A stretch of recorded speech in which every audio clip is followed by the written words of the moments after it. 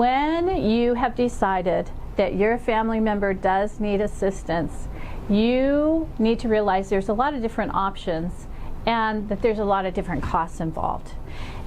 So let's start with the very basic. What if your parent or loved one just needs a little assistance in their home? I would say that the going rate is about $16.50 to $18 an hour in the Coeur d'Alene area. Those are hourly rates. There's usually a 2-hour minimum for most agencies. Some of them have 4. Your other option is there are certified family homes that your family could move into.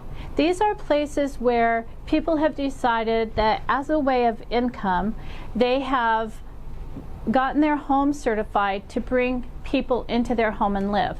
So what's nice about that is your family member actually has like their own bedroom and a home, even though it's not theirs. And then they usually charge about $2,000 a month per person to stay there, depending on just how much assistance they need. The other option, of course, is an assisted living. An assisted living is a place where it's an apartment complex for seniors, and they have the option in home. There are staff that are assigned there to assist people as needed. An assisted living will probably cost anywhere from $3,000 to $4,500, depending on how fancy it is, how many staff they have, and what options they give you. An actual nursing home is a place where it has professional staff, which is licensed nurses, supervising the CNAs. And I would say that skilled nursing facilities are really necessary for people who are transitioning out of the hospital.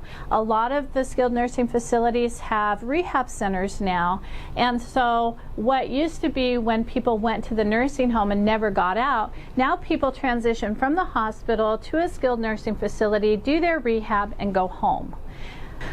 The nice thing about skilled nursing facilities is that if a person is on Medicare, Medicare will pay for